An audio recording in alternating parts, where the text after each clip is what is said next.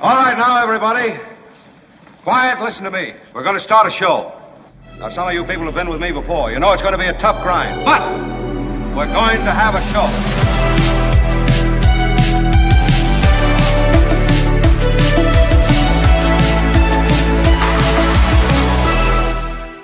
Oh, thank you all. Thank you all. It's great to be here. And what a tremendous recorded audience has collected here today. Appreciate you all. Kim is joining us. Kim, how are you? Always a treat. And Tony, it's a Monday. Tony is in the game for us, and we're very, very happy about that. Quite a significant and fun-filled show for all boys and girls watching. I know I'm just a boy, but I'm watching and I'm interested. Specifically, what I would draw your attention to is at the bottom of the hour, there is the brilliant Gary Dietrich joining. He's from iHeart Radio and also from the CBS television stations. He's their political analyst, and there is a lot to analyze. And I'd even say that while it falls into the category of politics, it spills over into some categories that, might transcend politics and even government itself. We'll talk more about that as the show goes on. What? All right. And Andrew Fraknoi in the second hour. Andrew Fraknoi is the noted astronomer and physicist, and he'll be a perfect palate cleanser to the disgust of politics and all the stuff that basically is pretty grotesque about what's going on in America and the world. So we'll get to all of it. Also, we'll review, as best we can, the Charlie Kirk memorial service, which was, I thought, based on what I saw and what I read, sort of what you'd expect from a figure of Charlie Kirk's immensity and import politically, and also religiously. So much of what Charlie Kirk was about was informed by an extreme religiosity. And so you had all that religion, which is associated with a memorial service. I mean, my God, that's just really what these sorts of things are typically. But you had, these luminaries from the world of religion who were, I would say it was almost, there was an evangelical quality to it. And then you had, of course, the politicians who were, again, relevant to remembering Charlie Kirk's life, and they took the podium as well. Of course, most notable was the President of the United States, Donald Trump. Notable both because he's President of the United States and also because he just didn't follow the, let's join hands and this is a tragedy that we need to avoid in the future type thing. He really is, he's cranked up to 10 all the time. So, anyway, we'll get to that in just a second. First into the chat today, I saw, in the middle of the night. I don't know if you can just tag in at the middle of the night and still get credit for being first in the chat, but zero sum at 3:16 in the morning. Wow. And then at 4:08 CBD with the answer. I guess they have a little back and forth. Anyway, that's little early morning chat. There you go. What's that?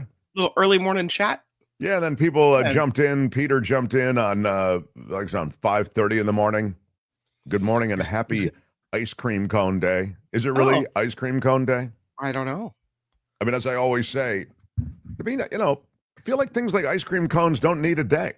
Ice cream cone, pizza, hot girl in high school, they all are things that don't need a day. They're already doing great. You know what I mean?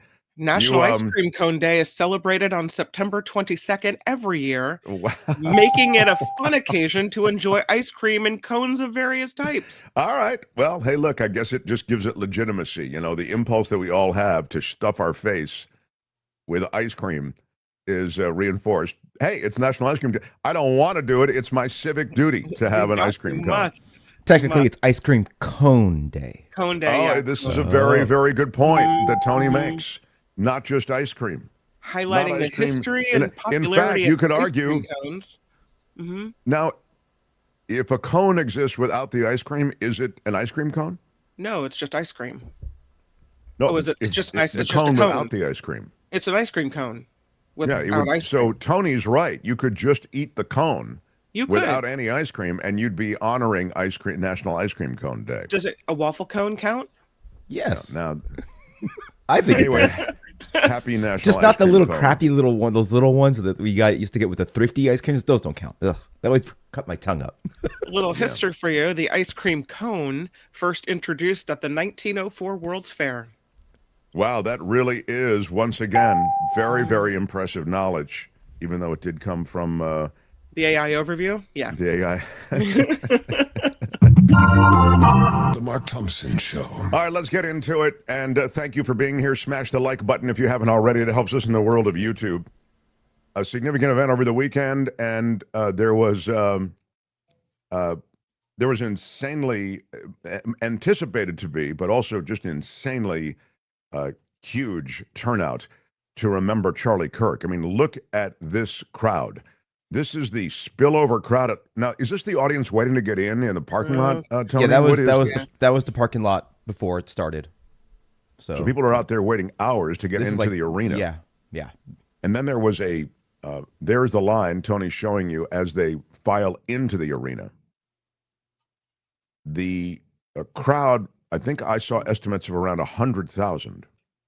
There was a spillover area as well, and that was full. So the love people felt, the devotion people felt, the inspiration people felt from Charlie Kirk is real. And I think it likely runs the gamut. You know, there are those who are deeply religious and they find that a lot of what Kirk said landed with them that way. They would like to see an increased religiosity about America and traditional religious values as they're interpreted by so many in so many different ways. But nonetheless, that sort of general take on American culture, that it's drifted from those traditional religious values, that does represent a big chunk of people who are devotees or were devotees of Charlie Kirk and continue to be devotees, because Turning Point USA will continue on. And we've talked at length about the fact that Turning Point USA was a watershed in terms of rallying young people into politics. And the ripple effect will continue. Now, the cynical will be tougher on Charlie Kirk and suggest that, you know, it was a money play and it was this and it was that. I don't know. The guy seemed to have the he seemed to walk the walk. He seemed to believe very deeply what he maintained. Obviously, I disagree with virtually everything he had to say. But I say virtually everything because he was a big defender of free speech. You know, excuse me. He felt that, you know, hate speech should be protected. So he would be very much at odds with the current president. He did not believe that anyone's First Amendment freedoms should be pushed back in any way and infringed upon in any way. So what did it look like? What did it sound like? Here's a little bit of a roundup on the Charlie Kirk Memorial.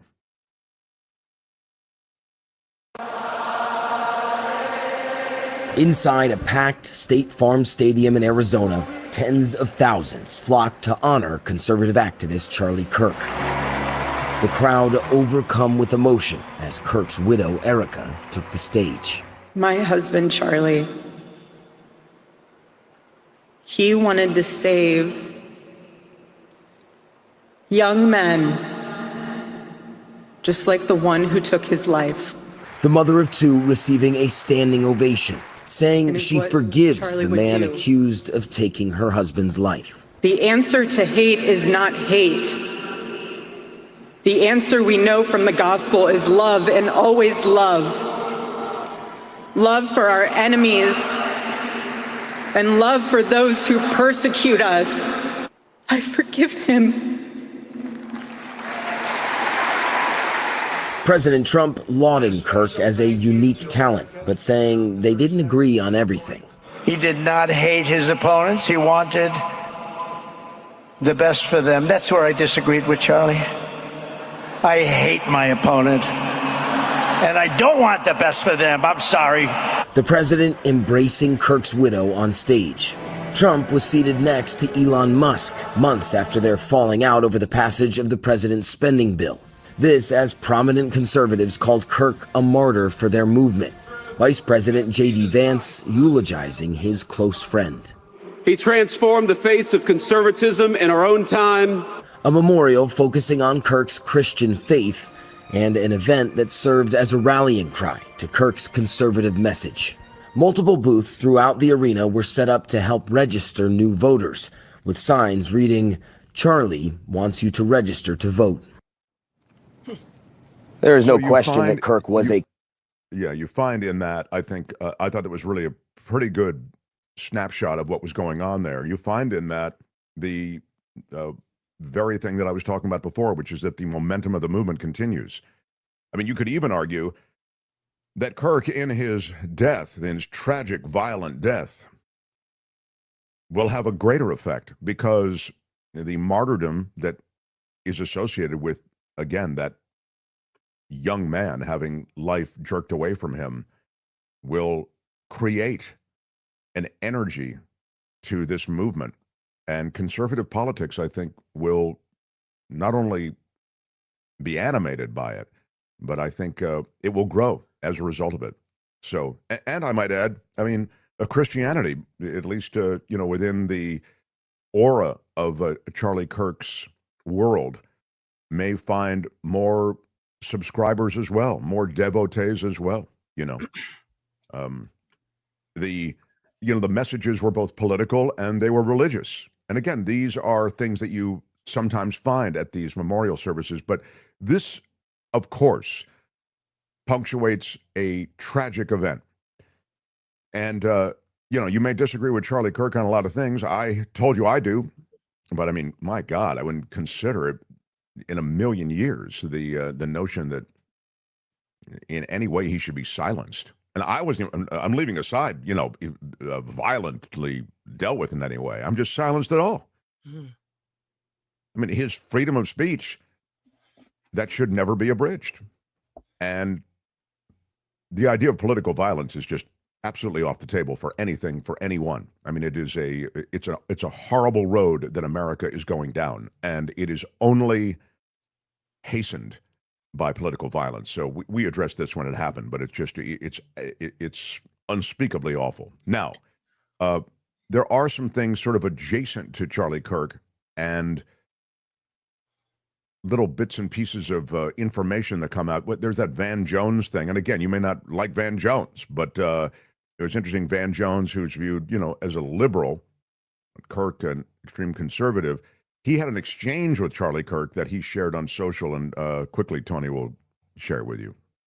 Hey guys, just prior I to decided I'm going to do something. I'm going to share something personal that I wasn't sure I was going to share, but I think it's important. Charlie Kirk and I were not friends at all. In fact, the last week of his life, we were beefing hard, beefing online, beefing on air. But the day before he died, he did something that shocked me. He sent me a personal message, calling for personal dialogue, wanted me to come on his show. He said we could be gentlemen together. He said we could deal with our disagreements agreeably. And in the past week and a half, just watching people talk about civil wars and censorship and all this stuff coming out of his death, I just thought it was important to let people know, don't put that on Charlie Kirk, because the last day of his life, he was reaching out to have not more censorship, more conversation, more dialogue with somebody who honestly was one of his adversaries, me. And I just want to share that with the world. And I hope that maybe it might help somebody on both sides deal with issues more like he did. So there you go. I thought that was both instructive and also reflective legitimately of who Kirk was. Kirk loved that back and forth. And again, way off base on so many things Charlie Kirk was, but I really applaud the fact that he continue the dynamic with those on the other side, and that was clearly going to continue. He was a growing figure in politics, from zero to hero type thing in short order. But the interesting thing I thought about the memorial service, based on what I saw, I mean, the way in which Trump kind of veered from lionizing Charlie Kirk to attacking his enemies. It was more of a embracing the attack of his enemies, and then I was going to say it's more of a campaign speech. It almost felt like it was actually more of a Trump rally, is what. It was a Trump rally. Not everyone else's speech, but Trump's speech turned that into that. Yeah. Exactly. Yeah, it was eulogizing, and then also kind of let me tell you what I've done for America and what I'll continue to do for America. So something I found interesting, and you saw it at the end of that package with the register to vote stations there. There's an article in The Hill today talking about Generation Z men trending toward the GOP, and it apparently is creating this debate among Democrats about how to win back these younger voters. But there's a report from Decision Desk HQ that was released this week showing Gen Z charting a different political course than millennials, that multiple indicators point to substantial Republican gains among Gen Z. And the report from the Decision Desk noted that Democratic registration among young men shrank compared among young women. So young male voters are flocking toward the GOP. And I don't know if that's a phenomenon of a result of Charlie Kirk or what, but there's a flex that the GOP does right now, the Trumpian flex. They don't apologize. They don't explain. They lean in. There's this pugnacious quality they're up for a fight all the time. If you don't like it, then I'm going to lock you up. That's really the GOP right now. Maybe you should shut up. Otherwise, we're going to go after you. I would say that's become almost the brand of the GOP now, led by Donald Trump, and you have his henchmen, Homan, Hegseth. We'll get to all of them today. I think on some visceral level, and visceral is a ding word, on some visceral level, that appeals to guys. Guys, don't give me all of the X's and O's. Just let me get out there and onto the field and kick some ass for America. Throw kick ass and America together, and it appeals to a certain kind of guy. And those guys are real guys, and they're real voters. If you can get those voters out to the polls, typically those kind of voters, and that's a crude profile of them, obviously, but those kind of voters don't show up in a big way in the midterms, typically. It's about toxic masculinity and misogyny. Yeah, says Ginger Beard. Yeah, I guess maybe that's what I'm saying too. It is hidden in videos that young men seek out. Relationship advice, workout advice, etc. Yeah, I mean, there's something to it. I mean, I think Ginger Bear really has something there. Mm-hmm. I wonder if that is also part of the phenomenon of a lot of women in colleges. I wonder if that is also part of the phenomenon of a lot more women in college than men. Yeah. Oh, I see what you're saying, John. Now, there's more women go to college than men go to college because men are just all about, I got to get into the gym. We could have a conversation about college. In fact, we're gonna. Yeah. With Sarah Kendzior, who's coming up, I think sometime soon in the next couple of weeks. Because I think you could have a legitimate conversation about college. I don't mean to digress on that, but college had an importance before. I'd say it's a prerequisite in large measure for many jobs, but typically speaking, I don't know that it has what it did have before. I don't know what the nature of college to me within American society has begun to change. The nature of academic institutions generally has not only begun to change, but I mean their importance and the way they fit into American society. I'd love to talk about that, and we will with Sarah Kendzior, but not today. I blame Tony, says Trevor. Yeah, well, that's always a good way to go. Hey, welcome to the show. Thanks, Tony. Yeah. So that's a bit on the Charlie Kirk memorial, and we'll talk to Gary about that with more. The Mark Thompson Show. I did want to get to some other very big news. Apart from the Kirk memorial, there is I've got a major law and disorder that I want to get to. I feel like yet I know I want to get to Tylenol. I know. Maybe I'll do Tylenol first. It's pretty crazy. The Washington Post is saying, all right, let me do it this way. The Mark Thompson Show. Trump officials are reportedly set to tie Tylenol to an autism risk. The Washington Post announcing that the Trump administration is going to be talking about the popular medicine Tylenol, known as paracetamol elsewhere in the world, as a connection to autism. That's contrary to medical guidelines. Trump officials are also expected to announce an effort to explore how the cancer and anemia drug leucovorin could purportedly and potentially treat autism. There are 4 sources that were given knowledge of this and talked to the Post. And these plans apparently are going to be hatched today. Maybe they have been already, Kim. Did they make the announcement already? I don't know. I don't think they've made it. I think it's coming. Medical guidelines say it's safe for pregnant women to take Tylenol. As you're well aware, pregnant women have to restrict a lot of the stuff that they can do, right? Just to protect the fetus. So Tylenol is this over-the-counter medication. The active ingredient is known as acetaminophen.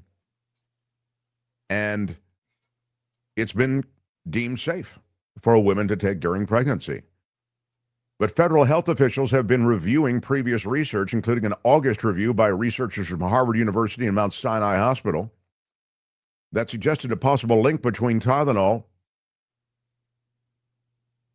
and Tylenol use early in pregnancy and an increased risk of autism in children. Trump even teased this announcement during the Charlie Kirk memorial service. Yeah. He said, I think we found an answer to autism. So this is an RFK Jr. thing. And the Wall Street Journal reported that RFK Jr. was going to announce that Tylenol use by pregnant women was potentially linked to autism. It's kind of been knocked around for some time. It's something that we can expect to hear more about. And this is a major announcement that we will see, we think, later today. And also, we will see if it is accompanied by some kind of policy change. You know, if they try to restrict the use of Tylenol, let's say. Now, even in just this announcement, I'd say that the administration risks a major lawsuit because the kind of rigorous testing that was associated with Tylenol is demonstrable, right? They have all those tests. They didn't just, concoct this in a lab one night and then bring it to market. It's been out there for decades. And there is tons of research on this and tons of data. So they've got a real uphill climb. And as I say, just in the announcement to suggest a risk, there could be a major lawsuit. So we'll see. But that's pretty huge. And that is an announcement that's likely later today. Now, The Mark Thompson Show. I want to get to some law and disorder. If you can, Tony, if you'll rally that for us, because weaponizing government and the Justice Department is not something that is a concept anymore and being talked about. It is here. But even within that world, it's not just about weaponizing the Justice Department. It's about bringing the law down on enemies while ignoring the law for those in your administration or who are your allies. It's the old adage, for my friends, anything they want, for my enemies, the law. That is the dictator adage and cornerstone. This is Law and Disorder. In the criminal justice system, the people, pimps, addicts, thieves, bums, winos, girls who can't keep an address, and men who don't care, are represented by two separate yet equally important groups. A cop, a flatfoot, a bull, a dick, John Law, you're the fuzz, the heat, you're poison, you're trouble, you're bad news. These are their stories. Let's start with the border czar, Tom Homan. He's been doing a lot of media lately, but here's a piece of media that you likely won't hear him talk about much. The federal government is shutting down a bribe investigation into border czar Tom Homan. There is video of Homan allegedly accepting $50,000 in a bag. I think it was a kava bag. The whole thing happened at a kava restaurant. From FBI agents who were posing as business executives who wanted government contracts. It was a criminal bribery investigation into border czar Tom Homan. The Justice Department is now dropping it. He was very much wrapped up in what was likely an investigation that involved other people as well. But the video of him taking the $50K in cash is pretty damning. In his defense, you know, when I get my money in cash, I like it in a bag as well. Brown bag is preferred. Yes, true. Yeah, and you know, the kava bag is so nondescript, you know. Yeah. Yeah. What did they say he was taking the money for? Well, it's the claim that he was soliciting payments in exchange for awarding contracts. Oh. This is before Trump has actually won the election. The idea was when we get in, if we get in, I'll award these contracts or see to it that you are taken care of. And for facilitating these future contracts related to border enforcement, he was getting the $50,000 in cash. I don't know what other money he got, but there is video of him getting that money. But it doesn't matter because the Justice Department is saying they found no credible evidence of any wrongdoing. And this is the continuing statement. Legal bag money then? The department's resources must remain focused on real threats to the American people, not baseless investigations. As a result, the investigation has been closed. I'll remind you that during the first Trump administration, I don't mean to take a late hit or be anti-Trump at all, but the wall contracts were awarded. One, I remember quite clearly, to a company that had no experience building walls whatsoever. They were huge donors to the Donald Trump election campaign, and their part of the wall was by far the most expensive part of the wall that was erected. That was in the last Trump administration. Meantime, and perhaps even more relevant to most Americans, the president is demanding that the Justice Department go after his adversaries in a big way. I mean, this is really something that should be, I can't wait to talk to Gary Dietrich about this. I think this should be another alarm bell on a level and at a level that may eclipse a lot of the other alarm bells. You know, the word from the Washington Post is this. Veteran lawyers in a Virginia U.S. Attorney's Office fear that the ouster of their boss last week after a White House push to prosecute two of the president's political foes could portend even more overt efforts by Trump to dictate the outcome of investigations. Other federal prosecutors in Maryland, Georgia, and Western Virginia who are handling politically sensitive probes may soon face similar pressure to fall in line. Trump said this, and he always says all of the stuff, for the most part, out loud. I just want people to act. They have to act. We have to act fast. He wants the Justice Department to go after the Adam Schiffs, the Letitia James of the world. Just in the past week, the president and members of his administration threatened to prosecute critics for what they described as hate speech. Of course, hate speech is not illegal under federal law. They floated the notion of charging Democratic donors and organizers under federal racketeering statutes. On Friday, they forced out Eric Siebert, the Trump-appointed U.S. attorney for the Eastern District of Virginia. He opted not to pursue indictments against Letitia James. I mentioned the former New York Attorney General. I think she's still Attorney General, right? And former FBI Director James Comey was another one who Trump wanted prosecuted, and the Siebert said there's not evidence here. I'm looking into it. There's no evidence that they've committed crimes. Now, any one of these events in previous administrations, as noted here in the Washington Post, could have spawned congressional investigation, probes by inspectors general, and widespread pushback from inside the Justice Department. That's an institution that since Watergate has prized itself on independence from direct White House pressure. But not anymore. Not anymore. Nope. Having personal vindictiveness steer prosecutions, you see that seeping down the ranks of the Justice Department.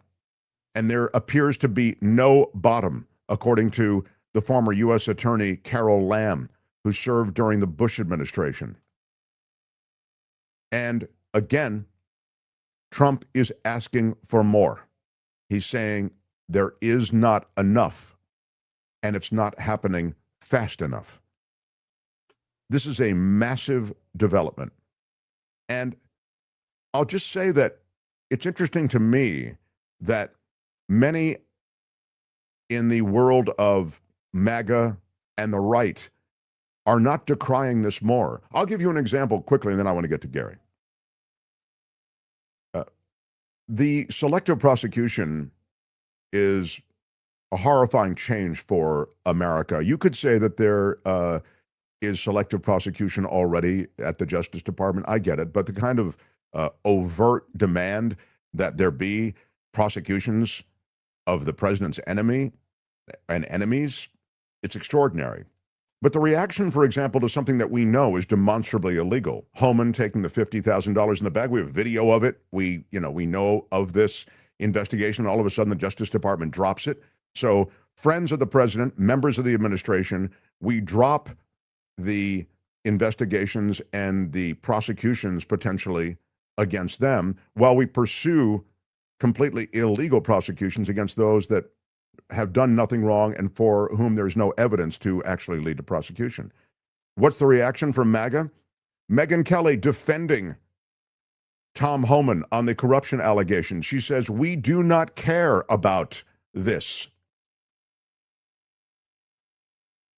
She made it clear, we do not care what Tom Homan did.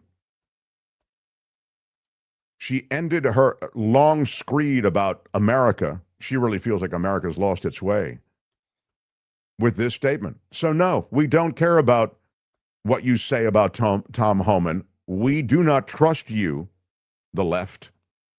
We only care about defeating you. And I think this really represents a lot of the disposition of people increasingly on the right. And I'm sorry to call out the right. Maybe Gary Dietrich, who always kind of recenters me, will say, no, it's from both sides. Okay. But I don't know if you would get this kind of reaction from left-wing. I mean, I get the left has its own issues, okay? But this is extraordinary. There's demonstrable illegality from an administration official, and the view is, no, but he's one of us, so let's give him a pass. I mean, it's corruption. It's open bribery. Doesn't this fall into another category? So between the weaponization of the Justice Department called upon overtly by the President of the United States, go against my enemies, find evidence on them and go after them and do it now. Otherwise, I'll replace you. And he did it. He replaced an attorney general. And there's going to be more. I'll get people in there who will go after these people that I designate as my enemies. Between that and then the apparent looking the other way and dropping the Justice Department investigation against open corruption, we're in a really, really scary place. That's Law and Disorder. Tune in again next time for more Law and Disorder on The Mark Thompson Show. All right, that's it. Let's roll. Hey, let's be careful out there.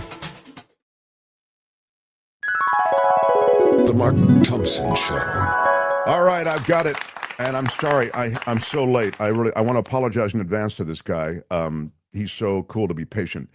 And he has to sit here. The worst part for this is he has to sit in the green room and listen to my screed. How about it for a guy who does really show up every week for us? And he is he's the pundit, he's the political analyst, he's someone who brings great expertise to the world of the CBS television stations as well as iHeart Radio. As I say, we're lucky enough that he joins us on Mondays. Gary Dietrich, everyone. Thank you very much, Mark. It's always enjoyable in the green room. I'm sure your head's exploding as I'm making statements. All right, I want to start with the Justice Department first. I'll then double back to Charlie Kirk and things that happened over the weekend. But I do want to start with what's happening with looking the other way on the apparent Homan undercover video of him taking a $50,000 bribe, dropping that investigation at the same time that the President of the United States is firing attorneys who won't go from the Justice Department, who won't go after his enemies because there's not sufficient evidence to actually charge them with anything. Give me your take on this sort of snapshot of America right now. Well, one is just the simple reality that in our day, Mark, it's nearly impossible to believe that if this video exists, it is going to be widely spread, right? I mean, it's not like the old days of the Nixonian tapes when you just all of a sudden had a big chunk of the Nixon, Oval Office tapes just disappear, right? Remember those days? And people are like, wait, well, there's nothing we can do about that. Well, things go out on the electronic, as you know, universe so quickly these days. If this is out there, it can be proven that it's credible and not AI. There's going to be a lot of people, and including people, particularly some, I would probably guess, some Republican senators, U.S. senators, going to say, wait a minute, no, this is not good. So that's one thing. I just think that it's harder to hide under the rocks these days. Does that make sense? It's nearly impossible in many ways. So there's that. As far as going after people, this is sadly, as you know, has become a chess game. Some people call it a tit for tat. It's just, Mark, it seems like it sadly has become baked in the last 10 years. When your side, quote unquote, takes control, particularly of one of the chambers of Congress or the White House, now it's time to launch a new round of just fill in the blank. Impeachment, investigations, whatever it is. By the way, there's a long history of this. You go clear back into those people saying, clear back into JFK and when RFK was Attorney General, their FBI director, they had big question marks about it. Suppose he was even investigating RFK and JFK themselves. Well, I was going to thank you for saying that. Their FBI investigator was investigating them. Mentioned Martin Luther King. I mean, it just goes. So sadly, there is some long history of some of this, but let's just keep it for now. The Trump and his people feel like they were done dirty. Okay, they've said this on the campaign trail for eons. And so now it's our chance to go after people that went after us. That's what this is all about. I don't think, and certainly, let me be absolutely unequivocally clear, anybody credible in the political arena will say, look, equal justice, both sides. If Holman's got dirty hands, that deserves to come out, and he deserves to be prosecuted. We'll see where this all ends up. I mean, the reality is this. Let's just say, for example, that Trump's able to do away with these prosecutors and, manipulates the Justice Department or whatever. Hey, whenever the next round comes, whether it be 28 or whatever, it might be as early as 14 months from now in 26, Mark. Let's say the Democrats take control of the House. Now you've got a whole new series of subpoenas, investigations, right? Letters requesting the Justice Department to do this or that. So this isn't going away. And this particular round of it, as I just mentioned, could end in as early as 14 months in November of 26. This is interesting to me because I'm going to push back on you, or at least question you a little bit about this, because you mentioned the Homan thing, like if there's something there, then there should be the prosecution. But I've just, as you know, related the story, which is that the Justice Department is dropping this, even though there is this video and this Homan investigation had continued for some time. Are you implying there isn't really the video? And No. Let me be clear. What I'm saying is, if it can be demonstrated that that is authentic video and Homan took a bag of 50,000 ones or however the denominations were in there, this guy deserves to be prosecuted. There's no ifs, ands, or buts about it. Okay. No, we all agree on that. But the point is the Justice Department has dropped the investigation. That's the point. I mean, it's not. Well, that's why. Like if it can be proven, it's not going to be proven. I mean, it's going to be. The point is the Justice Department has dropped it. The reason I'm mentioning that is I think this is happening across the board. In other words, it's that old dictator's adage, right? To my friends, anything they want. To my enemies, the law. So to my friends, Homan, the guy in my administration, I'm letting go. I'm letting go. Well, that's why, Mark. That's why I try to encourage you, my friend, that whole Humpty Dumpty could be turned upside down and on his head in as little as 14 months. Because if the Democrats, for example, and they have a very good shot at doing so, I told you recently, I think it's probably 50-50 at this point, of retaking control of the House, they can subpoena that video. I see. Okay. They can hold their own. And remember, I think this sometimes is confusing for people, but this is important. Okay. Congress can launch its own investigations with its own subpoena power, okay? And the Justice Department, of course, can launch its own investigation. My point is simply to say, they could say in 14 months, they take control of the House, they have the speakership, they have the chairmanship of all the committees, including judiciary, and they say, look, we're subpoenaing that video. Give it over. I'm assuming, honest to God, Mark, that was sort of my first point. The Democrats Party have that video, all right? And they would the video exists, obviously. Yeah, and so they simply would launch their own investigations, subpoena all the people close to it, including the FBI agents who gave over that bag of money to Homan. They would subpoena Homan himself. You see where this is going? I mean, I'm saying see where it's going, but what should be frustrating to all Americans is that it has to go that way. So if the Democrats can come in 14 months, then you can actually hold someone who openly took $50,000 in cash from an FBI agent, undercover FBI agent who was posing as a businessman. Then you could begin to subpoena that. It's not even a prosecution. It's just subpoenaing it. And I guess there's a reputational damage, et cetera. Gary, he's openly corrupt if the stuff's there. It's not, again, we drag this out, so there has to be a congressional investigation. He gets subpoenaed. Why isn't he being prosecuted? Because he's a friend of the president and he serves in his administration. Look, who is the gold bar guy there? Menendez? Robert Menendez. He's a Democrat under the Biden. They didn't drop an investigation on him. They locked him up. They sent him to prison, him and his wife. I don't think it's Democrats and Republicans weighing in the same way. This ain't your daddy's GOP. Okay, Mark, I'm giving you a pragmatic way forward for how it could happen. Okay. But you may need to say that screed a third time since I'm sitting here at this microphone. Just to get it out of your system. Okay, so here's the thing. What I said from the beginning, Homan should definitely be prosecuted if the facts are true. Period.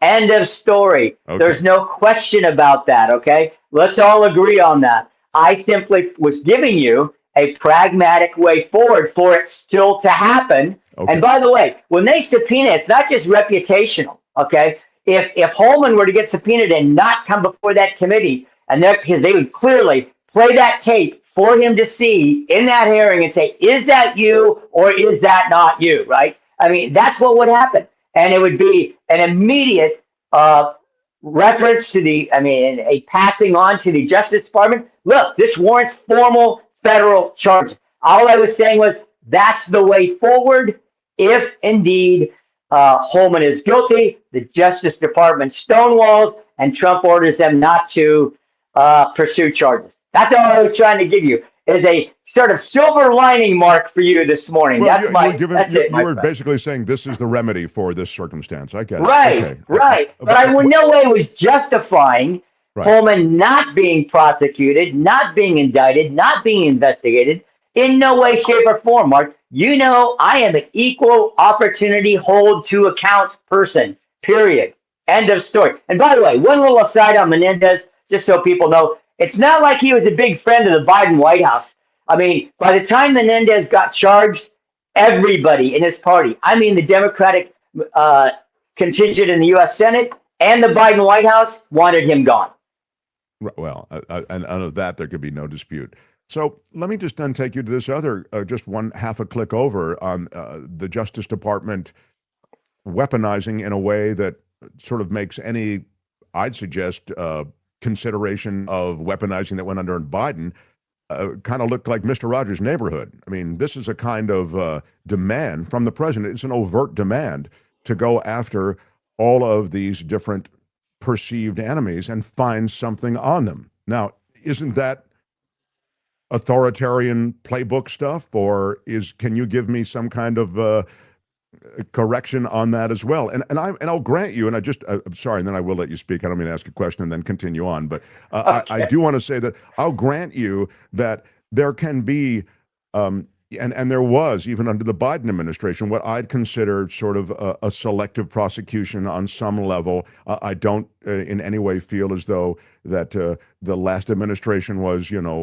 squeaky clean in this area. But this is, to me, a standard deviation worse. This is truly the world of authoritarianism, when you're saying, I don't like these people, these Democrats, these major donors to the Democratic Party, these major party luminaries, they are my enemies, and I want you to go after them and do it now.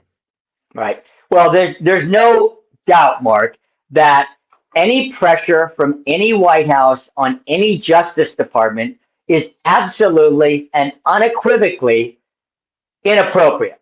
I mean, it has no place in our democratic process. It has no place in our structure of American governance, and it undermines the very institutions that underpin a free society, most notably our judiciary, as well as our executive branch, and to the degree that it happens and pressures put on Congress, that branch as well. So there's no question about that. And I want to be, again, unequivocally clear about that. I don't care who the president is. I don't care who their enemies are. Richard Nixon had his own enemies list, very famously. That's where that term first came to be. There's also a sense, as you know, and here's my bottom line on this, Mark. I am concerned more broadly about people's declining confidence in our institutions. You could go back to Biden's pardoning of thousands of people at the end of his term, right? People said, wait a minute, this is historic. Nobody's ever pardoned this many people at the end. What is going on here? That's sort of the bigger, broader picture I want to paint. Remind us of what you're talking about, the pardoning of thousands of people. Well, at the very end of the Biden administration, people cited the fact that there were large numbers of pardons that went beyond presidential norms. Let's just put it that way. And people had real question marks about that and why that was happening. And you mean the preemptive pardons? Is that what are you talking about? I don't know Well, some of them were preemptive, of course, for his family members, etc. And there were just a whole host of other pardons for lower offenses, drug offenses and things like that people had concerns about because of the numerical size of that pardoning. Okay. So, but there were, of course, question marks. People come down on both sides of this. The preemptive pardons for Biden family members. I'm not, Mark, you know me. I'm not an apologist for either side. I'm simply describing my concern and a number of people's concerns in the larger political arena of the undermining of our people's confidence in their institutions of governance. I think their confidence should be undermined. I mean, this is an extraordinary thing what's happening. I mean, I think you're seeing a wrecking ball taken to justice and freedoms in America. And you mentioned Biden, so I'll just address it for a moment.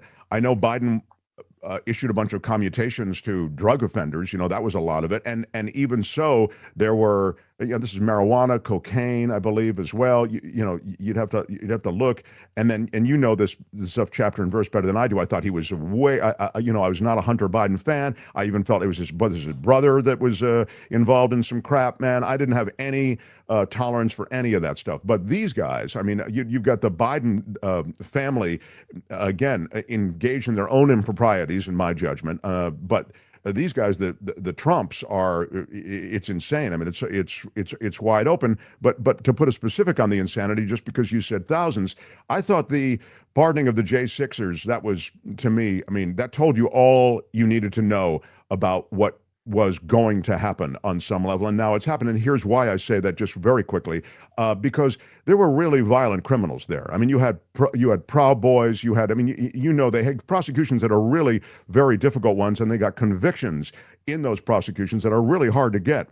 And so the pardoning of these people, I mean, again, people who beat police officers within an inch of their lives on January 6th, the pardoning of them, along with those who might have been lower level participants, I thought there was sort of a recklessness to that, and a fiat to that associated with sort of Trumpian instincts that tells us a lot about where Donald Trump's head is. Well, I have still am chagrined by the fact that, okay, look, anybody that breaks a window of the United States Capitol and enters unlawfully has committed a crime. There is no if, ands, or buts about it. Not to mention the physical violence that you described, Mark. I mean, I am still chagrined to this day. I mean, one of the most horrific things I've watched in my time in politics, take aside assassinations and all the other absolutely abhorrent things, but just on, in terms of, quote, demonstrations and political involvement, breaking into the U.S. Capitol, smashing windows, rampaging through the halls of Congress. I mean, that was just absolutely unconscionable. There was no excuse for it. There can be no excuse for it. And there can be no excuse for people not being held accountable for their actions. So, you know me, Mark, again, I'm going to say it one more time. I'm equally adept at and desirous of holding people accountable. I do not care what their political affiliation is, their ideology is, that those January 6 folks who committed crimes should be held accountable. Period. But my point was in those pardons, you got all you needed to know about the impulse of Donald Trump, the new president, and the new administration.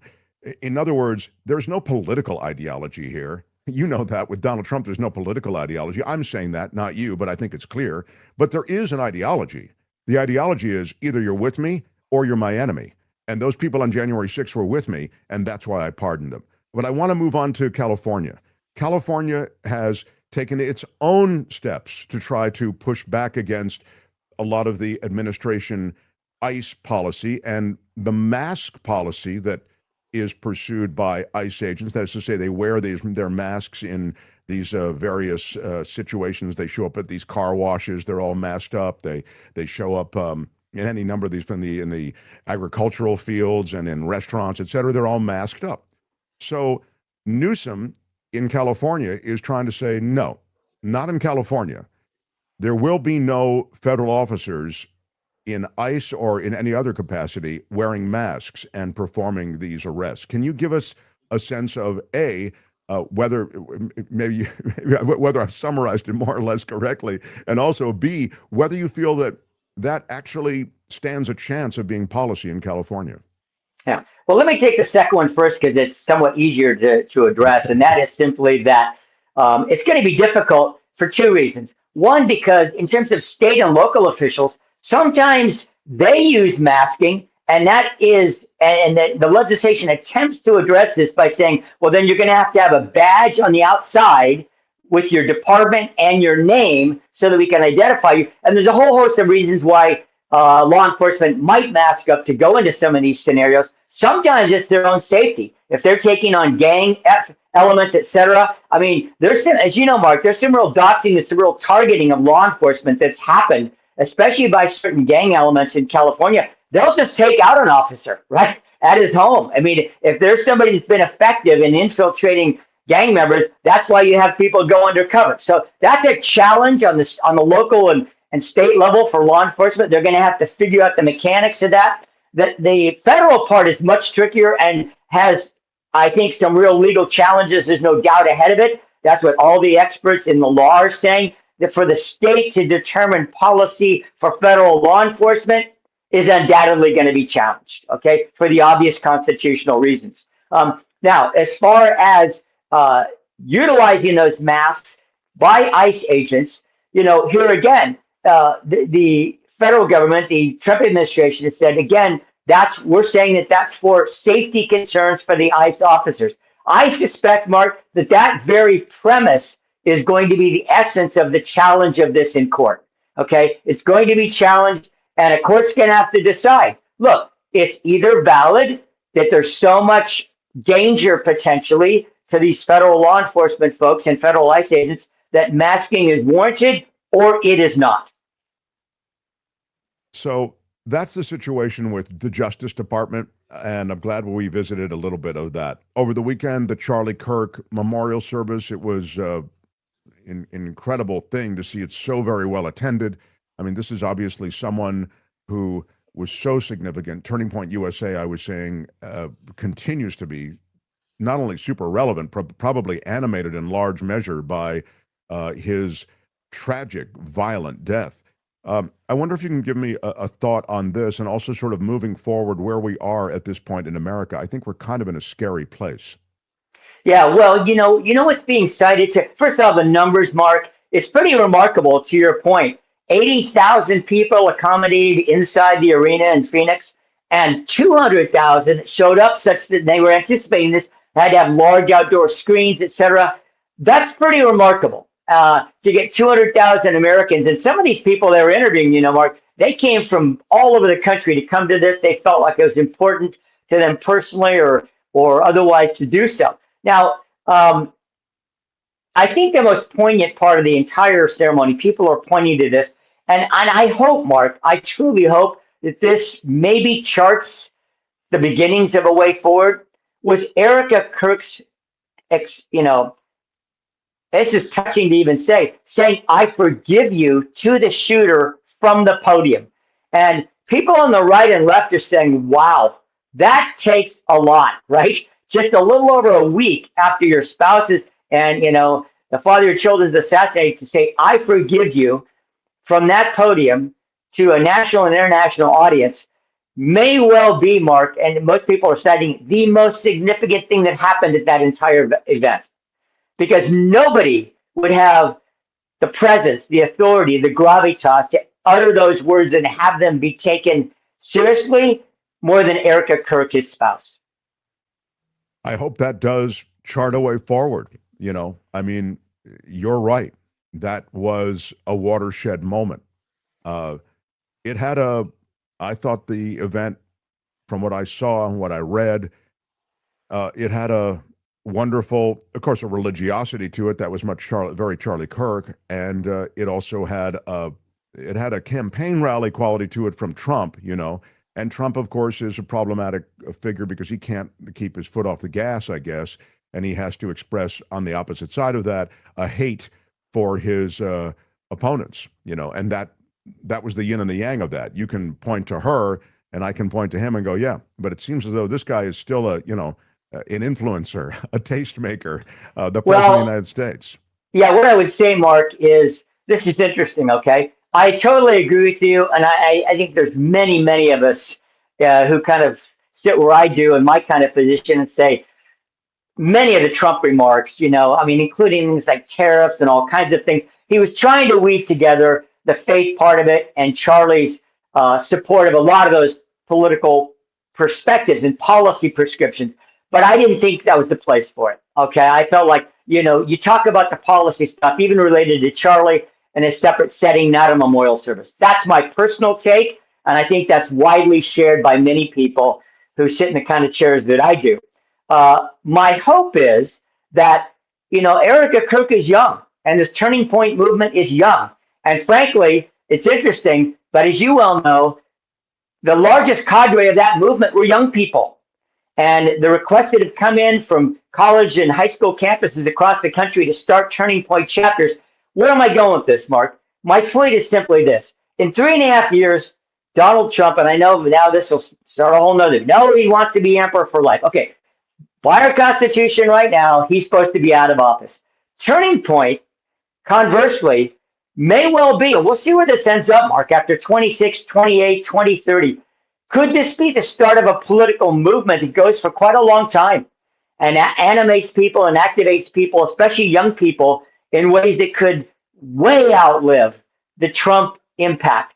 That is, I think, going to be the big question mark, because what happened yesterday in Phoenix did not look like a temporary phenomenon. I completely agree with you. I made those comments at the start of the show. I think the future of America very much will be informed by Turning Point USA and sort of the adjacent movements, a wave of conservatism, and a wave of religious conservatism. It's a fascinating phenomenon to see it pick up a lot of steam. It's just so sad that this guy loses his life in this violent way, and that's I think one of the reasons that it's becoming supercharged. But the fact that it is going to be supercharged, I think, is indeed just that a fact. So we agree, Gary Dietrich, on that. And look, I love our back and forth, and you've forgotten more about this stuff than I'll ever know, but I really do appreciate you indulging me. And so again, thank you, my friend. Appreciate you being here. Of course, Mark. And I just want to say, listen, brother, I appreciate your passion and that of every one of your listeners and viewers. This is a time where passions, understandably, are running high and deep. And I do not begrudge that to anybody. Frankly, Mark, I'd much rather have people engaged and passionate in the process than either checking out completely and going off the grid, or being ultimately cynical and saying the future is absolutely doomed. So hey, congrats to you. Let me just follow up on something you just said. You said are understandably impassioned and emotional or whatever. And you say understandably because we are in a day that we probably haven't certainly seen. Most people are equating it to things like the Civil Rights Movement and the Vietnam War. We're just engaged as a people, Mark, and as a society in the big issues of our time like we haven't been in a long, long time. And, some people they cite things like Vietnam War, Civil Rights Movement, and then they go way back to maybe even as far as the Civil War in terms of times when our nation has been this engaged in the future of our country and in very deep feelings about it. I'd say also that they're engaged because there are decisions being made and America is changing at such a massive rate that it almost demands your attention. Yeah, Mark, I'm going to broaden that because, as you know, we don't get to talk enough about international. I think this is happening globally. And there's a lot of people saying that we have so much information now in the U.S., even about global events, and we're so tied in globally in a way we never have been, that some of these same dialogues, questions, upheavals, as you well know, are happening around the globe as well. It's funny that you say this because I had on my list of things I want to talk to you about today, the UN. I have some strong thoughts about the future of the UN and what's happened now. The UN's in crisis, even as they're celebrating their 80th anniversary. It's a time of crisis, it would seem, always in the world, but particularly now, as you point out. And yet this institution that was designed to somehow kind of stop the bleeding internationally, I think it's bleeding out a bit on its own. So can we table it for next week? I'd love to talk to you. Save that for next week. All right, good stuff. Thanks, Gary. Gary Dietrich, everybody. Love you coming through, my friend. Thank you so much. And Gary is brought to you by Bill Campbell at Remax Gold. He's a great realtor. I mean, a guy with credibility, with knowledge, with respect. If you are relocating into or from Northern California and you want a truly respected real estate professional, contact Bill Campbell, Remax Gold. You can text him or you can call him 530-448-7474, 530-448-7474. Bill Campbell, Remax Gold. Hey, which one do you use, Mark Thompson?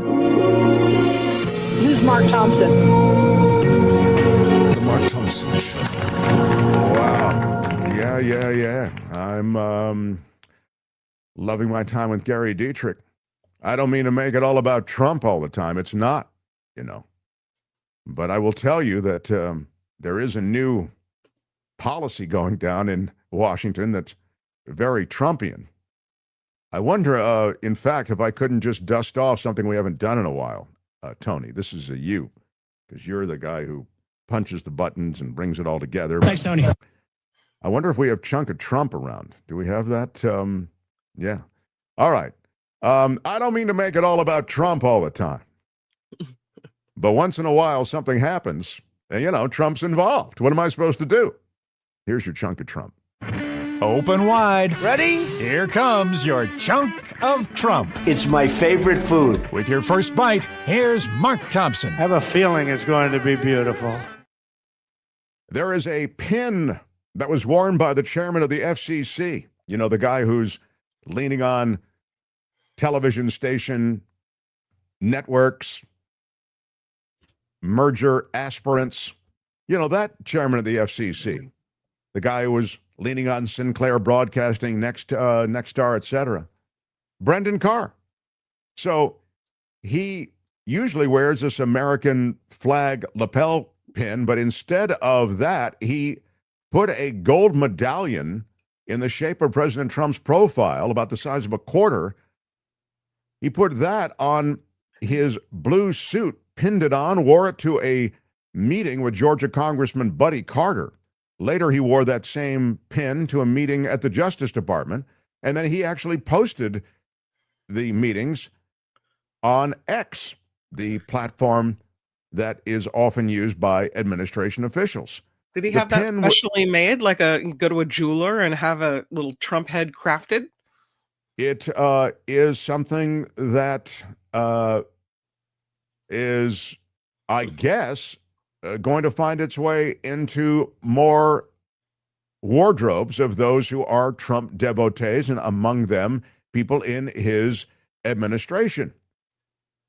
Rumors are flying that Mr. Trump is requiring members of administration to wear the pins. Oh, my God. But the White House communications director is saying that is fake news. But the fact that someone who worked for Trump thought it might be a good idea to display his boss's likeness on his lapel, no matter how briefly it is displayed, is notable.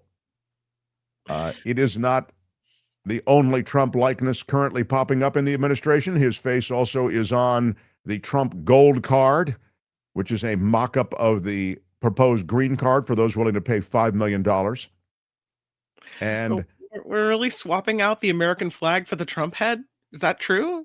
That I don't see that happening, but it is true. Just speaking in terms of the face of Donald Trump, there it is, the Trump card. Those watching on YouTube, the face and the big banners with Mr. Trump's face are going to be displayed on the front of several government buildings in Washington, D.C.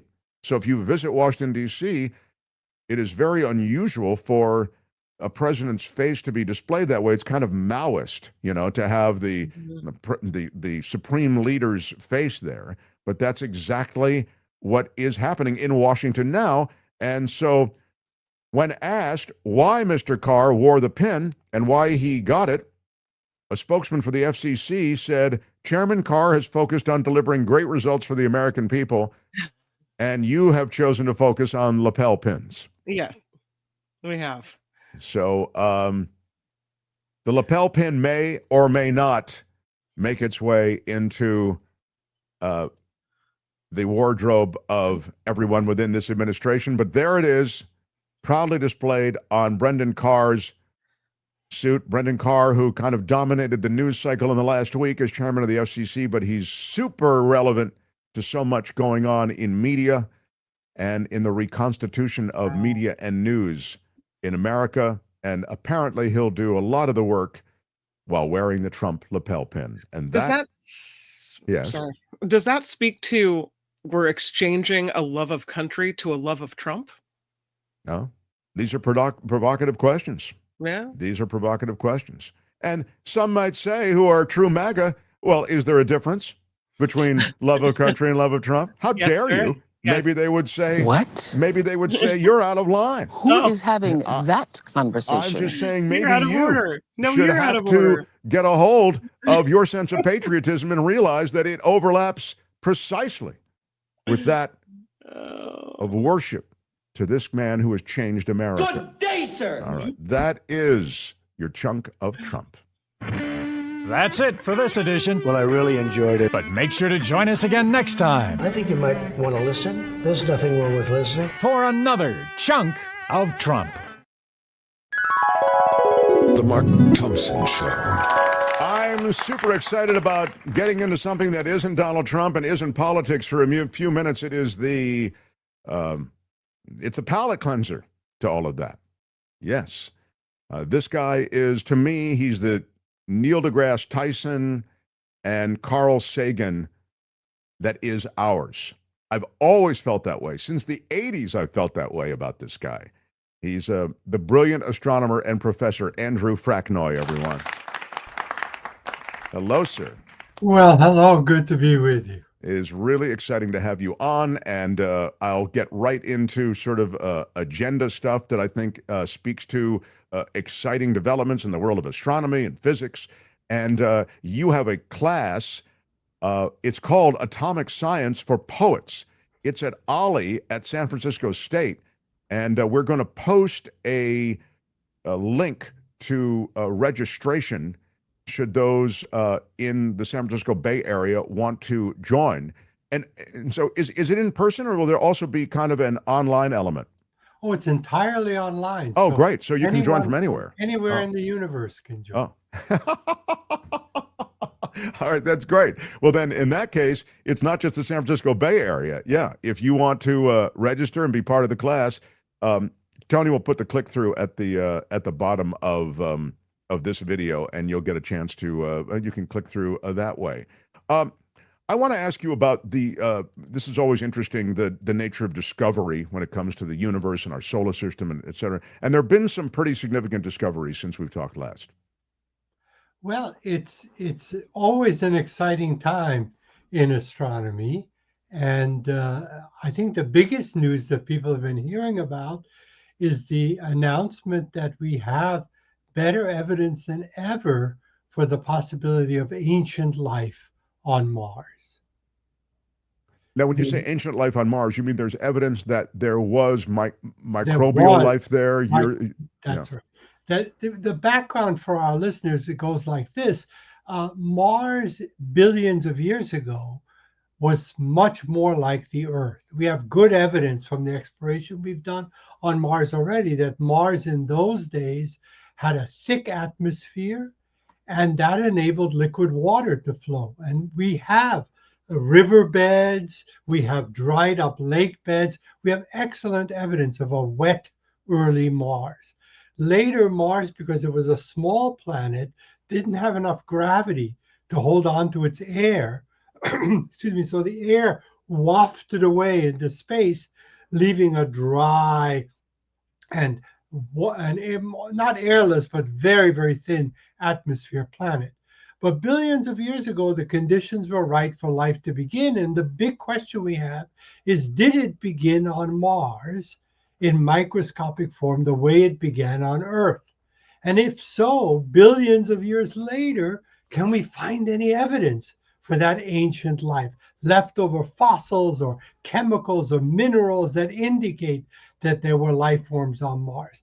And the Perseverance rover, which is the most sophisticated science laboratory we have ever put on another world, has recently found some very intriguing chemical and mineral evidence that there might have been life in ancient times. It's hard to analyze from millions of miles away. We wish we could bring some of that home. That's a separate discussion. But the intriguing evidence has become so good that a number of scientists are now thinking, wow, this looks better than ever. So what you're talking about is based on imagery that we have, yes? Imagery and chemical analysis. This laboratory can actually do things like use a laser beam to vaporize a Mars rock and then smell what it's made of. I mean, it sounds like pretty wild. It's so cool. And so it's been doing not just looking, but analyzing of samples. And it's also been putting some of those samples into very, very hardened test tubes, which it leaves on the surface of Mars. Here you see a nice diagram of the rover with its many scientific instruments, the big arm, of which there's the instrument for analyzing things called Sherlock. Is that appropriate or what for analysis? And so it's also taking some of the samples and leaving them in test tubes on Mars for future missions to pick up. But that's what it's based on.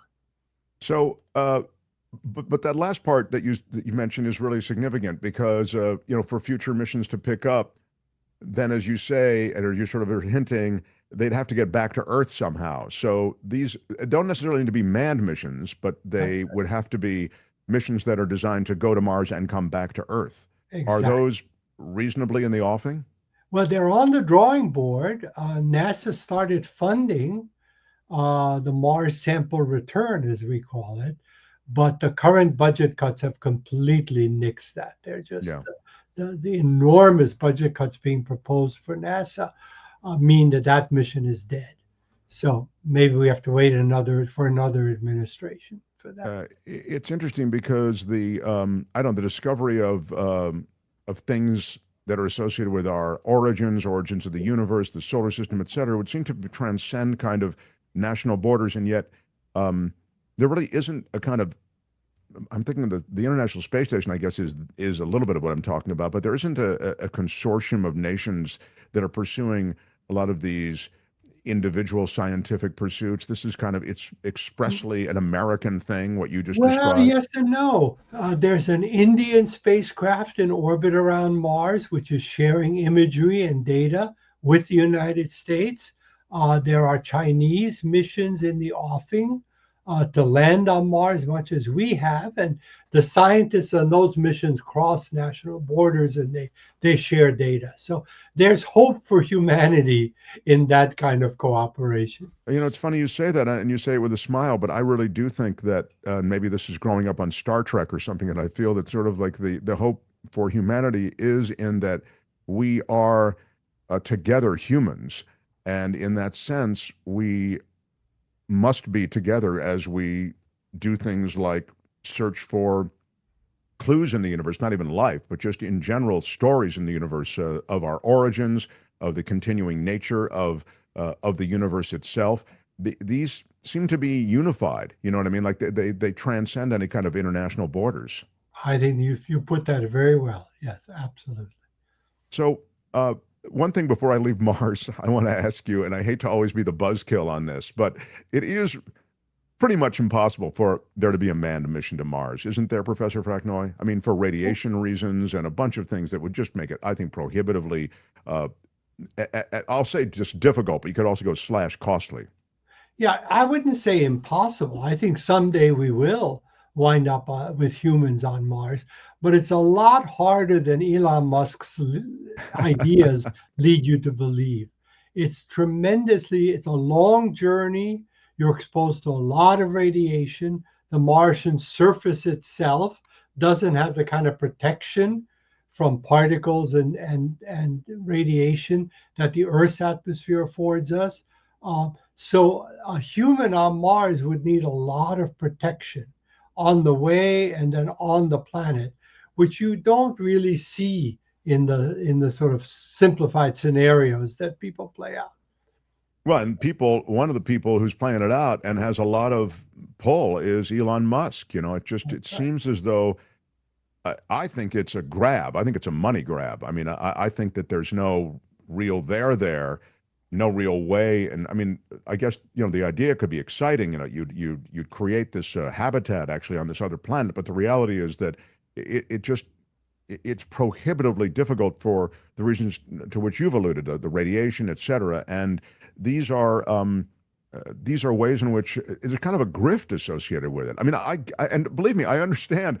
You can say, hey, it's space exploration, so please fund our scientific program. So, and that helps fund science because of the wonderment associated with space exploration. But the reality is, you're selling a bill of goods, not you. I'm talking about Musk and others who say, yeah, we're going to set up an actual civilization because we're going to use this planet up and need another one. I mean, that just it seems absurd, really. Right, it's premature. It's a better way to put it. You're far more He's polite. jumping the gun as he did on so many things.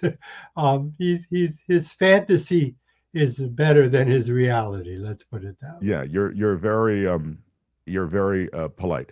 All right, now the recent announcement from NASA that we now know of. Mark, before we do that, Yes, sir. can I say a word or two about you mentioned my course, right? And then we kind of let it go. Would it be okay? Yeah, I didn't. I mentioned it first so that we could talk about it, and then you let it go. I blame you, Professor. Why are you yelling? All right. I'll take full blame. Double back to your course. Why are you yelling? All right. Let me mention just a few things about. So you get those of you who have heard me on this program or on KGO know that I'm an astronomer, and I mostly talk about outer space and big things out there. But as exciting as that is, another really exciting part of science in the 20th and 21st century is the world of the really small. What happens inside the atom? And we've learned things there that are absolutely remarkable and have made amazing technology possible, the sort of quantum world that you hear about. And so I teach courses for retired people in various institutions, including San Francisco State. And they've asked me to put together the 6-week non-technical class on what's going on inside the atom for people who don't have any science background. And it's going to be 6 Tuesdays, middle of the day, no math required. And I'm going to really try to explain with analogies and humor what we've learned about the atom and what it makes possible in our world today.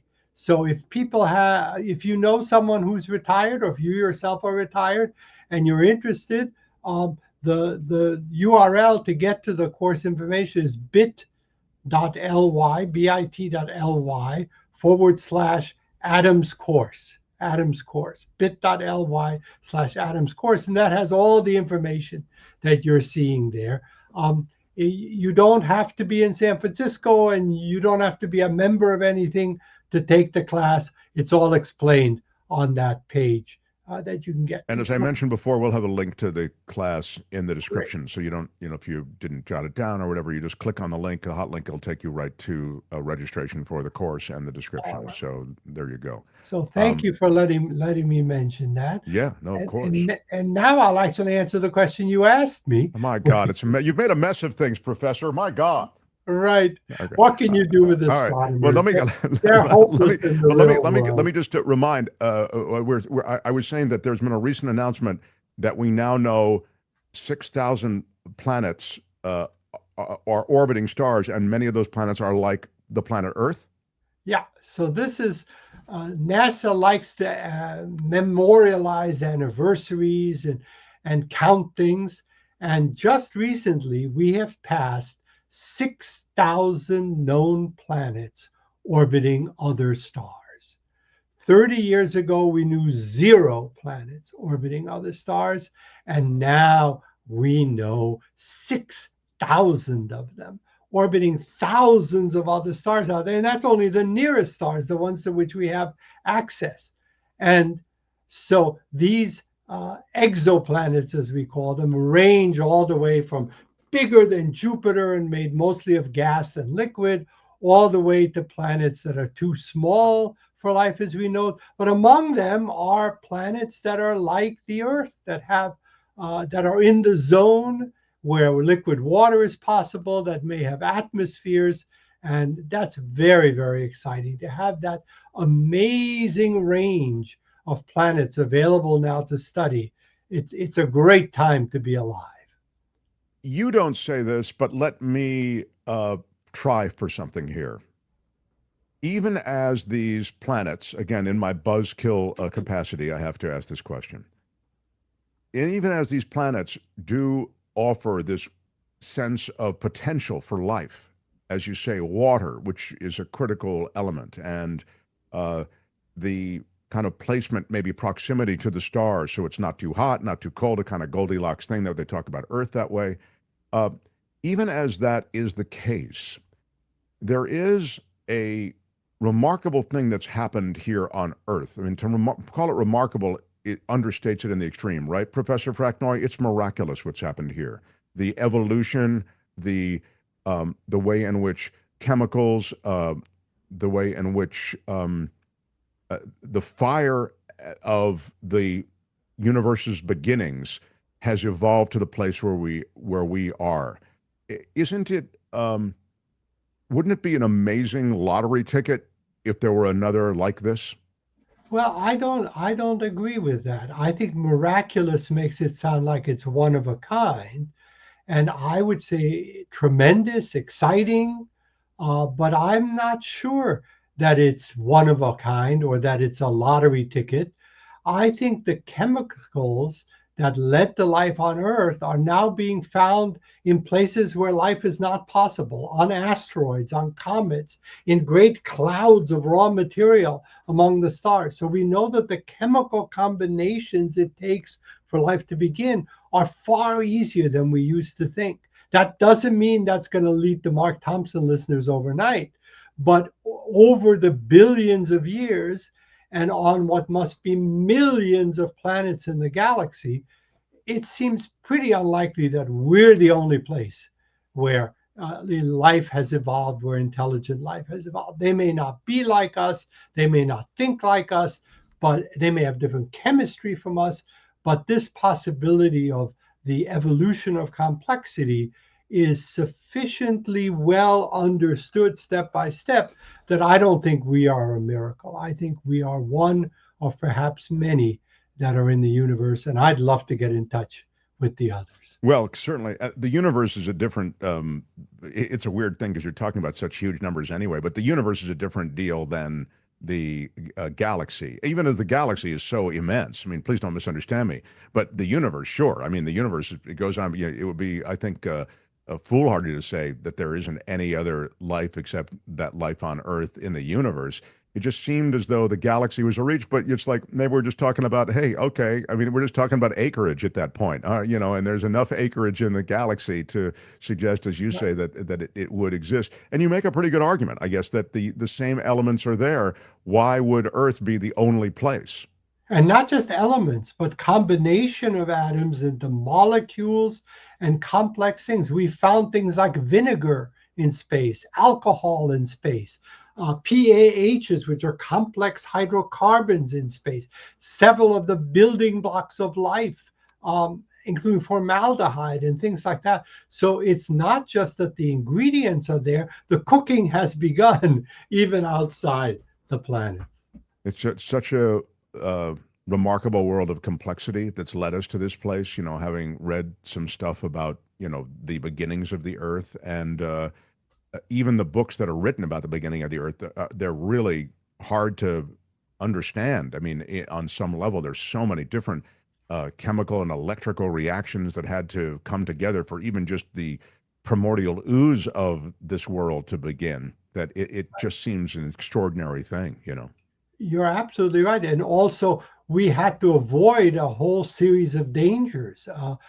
Other planets may suffer from much more violent asteroid crashes, or from a star that has these huge flares that can destroy life at the distance of the Earth. So in some ways, we not only have to have a good planet, but a good environment for that planet. But again, the Milky Way galaxy has 100 billion stars.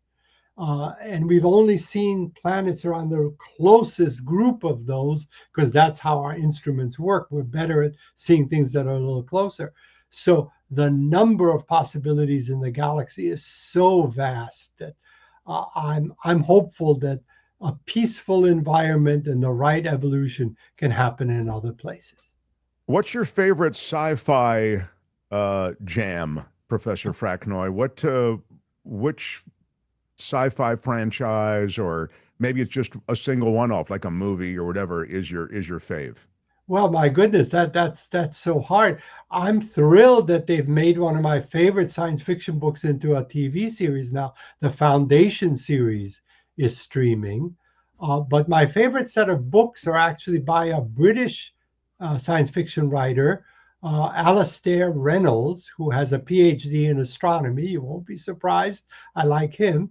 And he writes a kind of film noir science fiction where it's a little bit like those dark black and white mysteries of the 1930s in the far future. And I just love the book to start with is called Revelation Space, by Alastair Reynolds. I love Was that what hooked you in this world, or did Well, you no, have? I was hooked long ago on Asimov and Clarke and Heinlein. I'm Sure, old. sure. But I should mention that I myself am now writing science fiction, and I've had 11 stories published.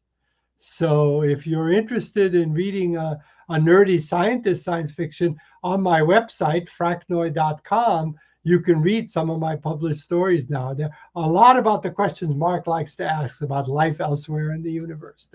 I love writing about that in my science fiction. Tony, will you we can put a link to Professor Fraknoi's? There it is, fraknoi.com. So we'll put that link in there too. So there are two links underneath this video. One will be fraknoi.com, and the other will be the link to your continuing series, the Ollie lectures, that will be a 6-week class. But you'll get books by Fraknoi if you want them, and and then a chance to sign up for the class. Yeah. Good stuff.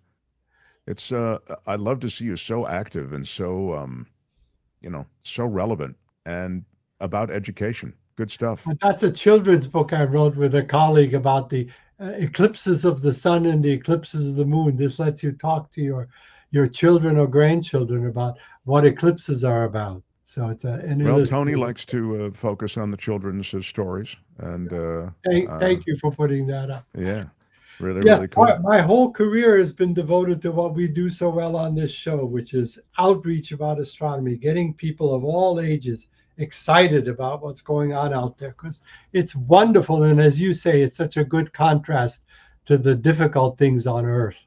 Here. Good to think about. Congratulations on the course, and I hope a lot of people from this conversation find it and enjoy it. And as I say, there'll be a link to it under this video and also in the description. Thanks, Professor Fraknoi. We'll talk soon again. Thank you.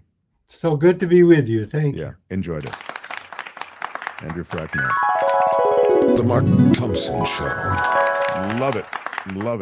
Really do love it. He is just great. Yeah, he puts everybody in a good mood, doesn't he? Even I try to get him in a bad mood. I try to tell him that his dreams are dead, but he doesn't let go of them.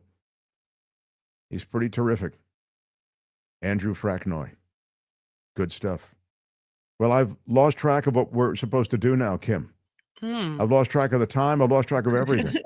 Well, you have a lot you could talk about. You have you could do some news, or you could talk about some international goings on. You could talk about the H-1B visa. Oh my God, yes, I do want to get to that. I'll tell you what. Let's get some news, and I do want to talk about the new visa program and the changes there.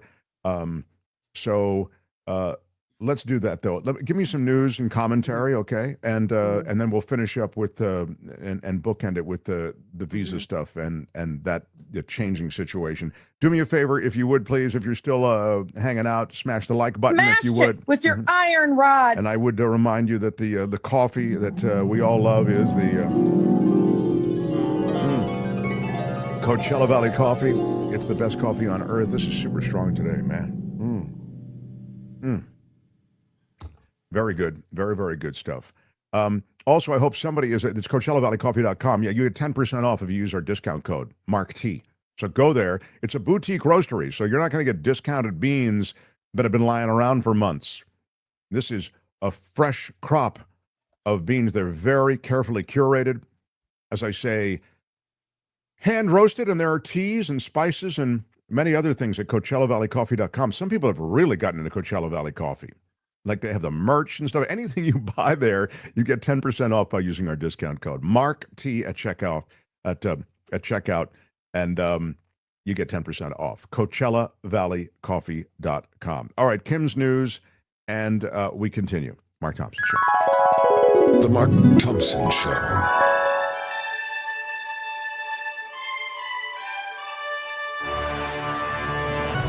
On the Mark Thompson Show, I'm Kim McAllister. This report sponsored by CoachellaValleyCoffee.com. President Trump is set to make a major announcement about childhood autism at the White House today. Speaking at Charlie Kirk's memorial service yesterday, Trump said he thinks they found an answer to autism. It's expected to link the developmental issue with the use of Tylenol or acetaminophen in pregnancy, based on a study by an HHS government task force. Again, still waiting for that press conference today. President Trump publicly calling on U.S. Attorney General Pam Bondi to prosecute his political rivals. Trump went on Truth Social Saturday saying nothing is being done about his political foes, and he called for charges to be brought against Senator Adam Schiff, former FBI Director James Comey, and New York Attorney General Letitia James. Trump wrote, "We can't delay any longer." He said the lack of charges is killing our reputation and credibility. New York City mayoral candidate Zoran Mamdani is canceling a town hall with WABC to protest Disney's indefinite suspension of Jimmy Kimmel. Kimmel suspended after he made remarks relating to the reaction from Trump of the assassination of conservative activist Charlie Kirk. According to Mamdani, he's not canceling the appearance as an indictment of the local affiliate or the hardworking journalist, but rather in response to the corporate leaders who have put their bottom line ahead of their responsibility to uphold the freedom of the press. A Washington, D.C. man is accused of aiming a laser pointer at Marine One with President Trump on board. Jacob Winkler arrested Saturday and charged with a federal felony. TikTok's How old is algorithm. Jacob Winkler, I wonder? Do you know? He's actually an older fellow in his 60s. No kidding. I thought it might No. be some kid. Okay. Yeah, no, the Secret Service saw him, they say they saw him do it and walked over to him and he said, "I guess I ought to apologize to the president." He was arrested and he faces now fines and prison time, 5 years in prison if you're convicted for that. Jeez. Yeah. TikTok's algorithm will be operated by Oracle in the United States if a deal with China is finalized. White House confirming the news today. The deal would see Oracle take control of domestic operations as well. Trump expected to sign an executive order later this week to extend the deadline for the proposed deal to prevent TikTok from going dark in the United States. A very public feud, you could say. President Trump and Elon Musk were seen shaking hands at Sunday's memorial service for Charlie Kirk. This comes months after Musk left the Trump administration with his Department of Government Efficiency, or DOGE, facing growing criticism. The tech billionaire then became involved in a very public feud with Trump, criticizing the president's big, beautiful bill and making references to his name appearing in the Jeffrey Epstein files. But here they are, shaking hands on Sunday. So maybe it's all behind them now, Mark. I don't know. Yeah, well, it's enough behind them that they're able to caucus over that. The Trump administration is approving the implementation of Meta's AI system into government operations. What could go wrong? The system, Llama, is a language model capable of processing and converting data, including video, photo, text, and audio. According to a Federal Acquisition Service news release, the approval comes in alignment with Trump's AI action plan, and the General Services Administration is driving an unprecedented acceleration of AI adoption across the federal government. President Trump's border czar, as Mark mentioned, is denying allegations of bribery. MSNBC originally reporting Tom Homan accepted $50,000 last year from undercover FBI agents posing as business people after indicating he could help them get government contracts. Sources told the network the case was closed after Trump won re-election. In an interview on News Nation Saturday, Homan denied the reports. The White House has yet to comment on California Governor Gavin Newsom signing 5 bills into law that restrict federal immigration raids. Newsom signing the bills in Los Angeles Saturday. One bill bans law enforcement agents from wearing masks. Another requires agents to display identification visibly. A third bans bail fugitive recovery agents, bail bondsmen, right, from using their position for immigration enforcement, and the other 2 require K through 12 schools and higher education institutions to notify parents, students, and staff when ICE agents are on campus, and they say agents need to obtain valid judicial warrants before they enter any school in California. The hosts of ABC's The View finally coming out, blasting Jimmy Kimmel's suspension. They opened today's show addressing the issue after not doing so last week. Whoopi Goldberg criticizing the FCC, saying the government cannot apply pressure to force someone to be silenced. And co-host Anna Navarro said this is what dictators and authoritarians do. The Sacramento man accused of shooting at a TV station heads to court this week. Anibal Hernandez Santana back in custody after the FBI arrested him soon after he posted bail. He's now in custody for violating a federal statute, which includes interference to radio communications of stations licensed by the government. Hernandez Santana will be back in court this week for firing allegedly multiple shots at the ABC 10 building in Sacramento on Friday. And today is the autumnal equinox. It is the first day of fall for Earth's northern hemisphere. At this point in the planet's orbit, the sun appears directly over the equator, producing essentially the same amount of time in daylight and darkness over today's 24 hours. Tony, we don't have any kind of pagan festival that we can get going for the autumnal equinox? Some kind of... isn't that what Halloween? Isn't that Halloween? Halloween would be, yeah, you're right. Halloween. Yes, it is. Okay. As long as we need something to look forward to. So thank you. Well, speaking of holidays, I have one for you. The Jewish holiday of Rosh Hashanah begins tonight at sundown. Hey, asked for a holiday and answered. It marks the start of the Jewish high holy days, which lead up to Yom Kippur, the Jewish Day of Atonement. Major announcement. It is a major announcement. Security has been ramped up, sadly, across the country at places of worship as a result of the holiday. Right. Rosh Hashanah ends at dusk on Wednesday. Wow. I've never seen anything like it. I think they do it every year. I think that, yeah. Now we have the real major announcement. Can I get that one more time? Hang on a second. The major announcement. A major announcement from the Mark Thompson Show. Yes, go ahead. The newest TikTok trend is preparing for the end times. South African, yeah, I know. Party of four. Oh, good. I have a spot in the end. Thank you. I'm glad there's a spot for me.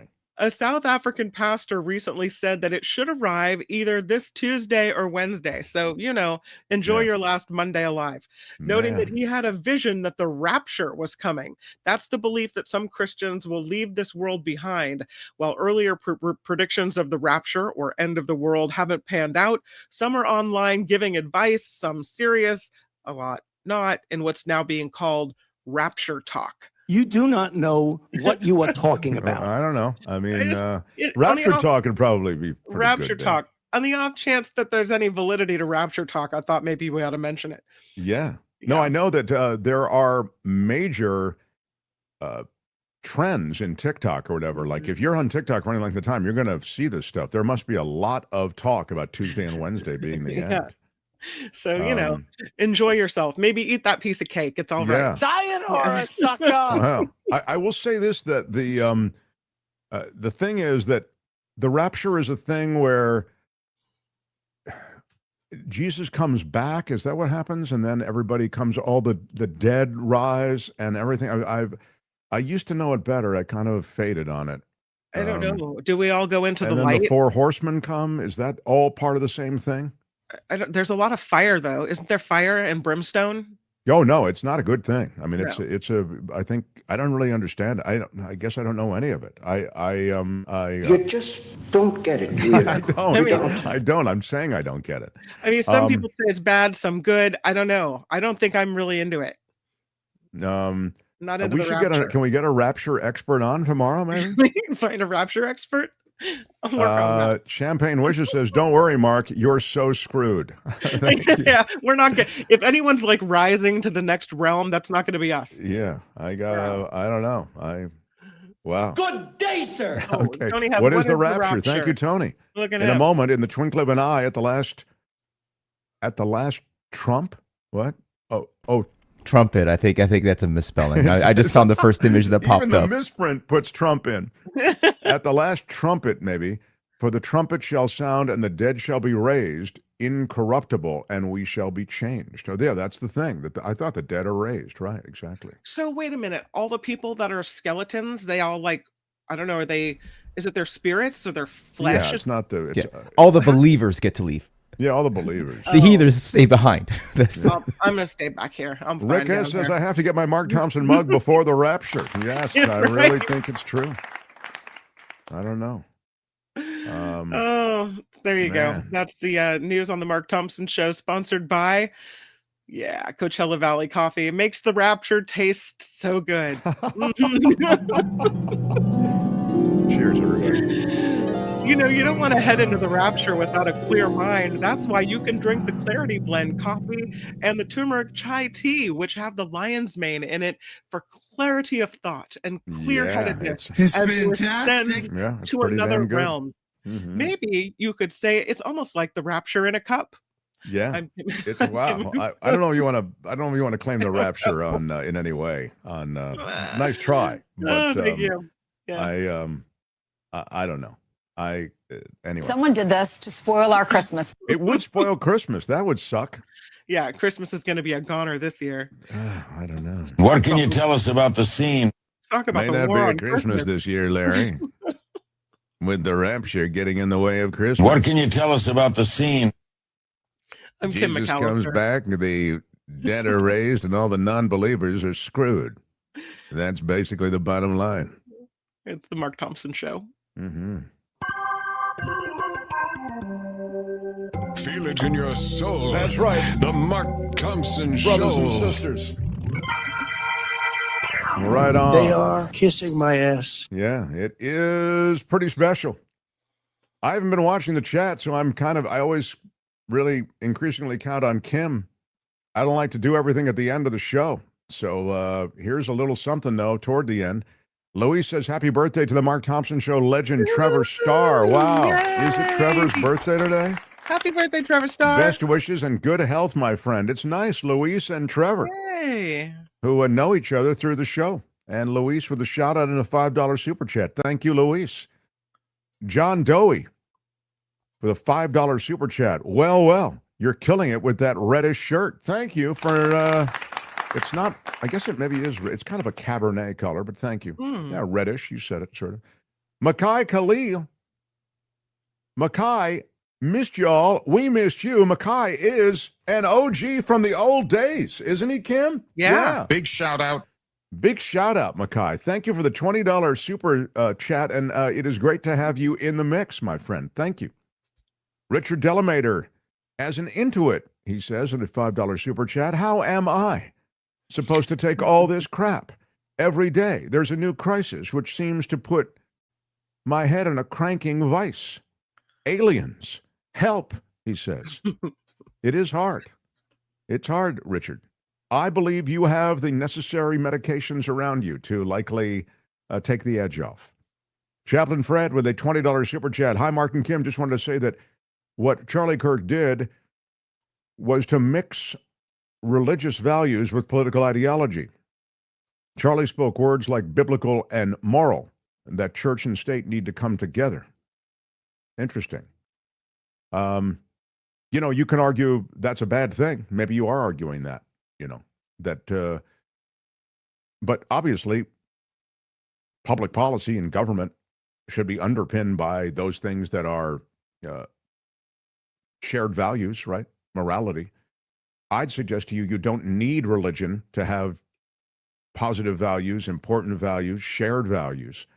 You can have religion, nothing wrong with it. I think religion can be a tremendous, as you know, I think it can bring coherence to your life. It can bring an organization to your life. It can bring a value to your life if you want it.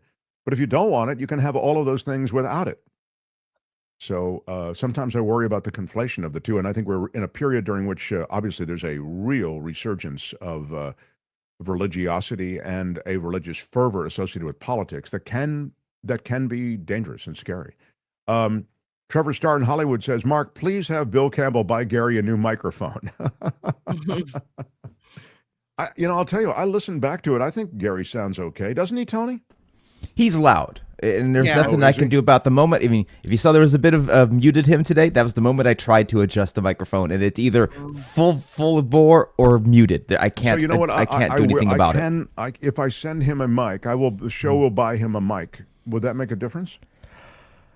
Or is there something else in the configuration? I don't know. I don't know what I think he's using probably an iPad, or I think he's probably using the earpods, and I think that's just all built into it. Like, it's layers of crap, essentially. I don't think he's using the ear pods because he'd sound better. It wouldn't sound as cavernous if he Yeah, was it would actually have more echo canceling. We get the echo canceling with that sometimes, where you get the click, click, click, click, click. That's the echo canceling. Yeah. I mean, again, we're getting deep in the weeds for the audience, but yeah, I have tried. No, it's true. You do have to turn down Gary's when you're listening. You have to turn down Gary, then turn back up. And I used to be able to turn him down, but now when I turn him down, it just immediately mutes him instead. So that's what's happening. Well, we're working. I don't know. We got to talk. Big about shout out. Yeah, big shout out to Jennifer Lentz.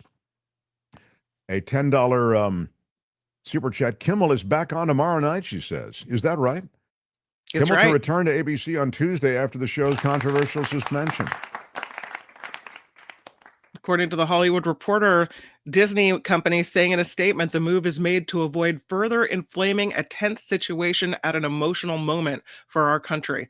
Maybe enough people canceled their Disney Plus and called Disney to say, how about free speech, people? You know? Wow. Oh, well, I love Jimmy. So for me, it's a good day. But I am sick that he had to go through all of this. He's so funny. He's so smart. He's so wonderful. I just think he's, I'm leaving aside all the politics, just all the bits he does. Like when he brings some people on, they bring 3 people on, and Jimmy has to tell which one is stoned. Like, it's got nothing to do with politics. Okay. I just, God, I love his show. And I hate that, he's in the middle of all this. Chaplain Fred with a $5 super chat says, Jesus comes in the clouds and dead. Jesus comes, this is the rapture explanation. Jesus comes in the clouds. And the dead in Christ rise first, and then Christians. So I'll see you later, Mark. Yeah, I guess there's nothing for me. You get nothing. Can you replace LSD with space alcohol? Talking about high. Wow, says Richard Delamater. Yeah, he mentioned alcohol in space. Professor Fraknoi said something about alcohol in space. Luis says the $5 super chat, the New York Times is reporting that Jimmy Kimmel will be back Tuesday. Yeah, right. Bravo. Thank you. We'll find out. Is he full Jimmy? I don't know. Muriel asks, Kimmel's back, but is he full Jimmy? Yeah. Muriel's a name you don't hear much anymore. You know what I mean? Yeah, Muriel. I like it. Mm-hmm. I like it. It's kind of an old school name.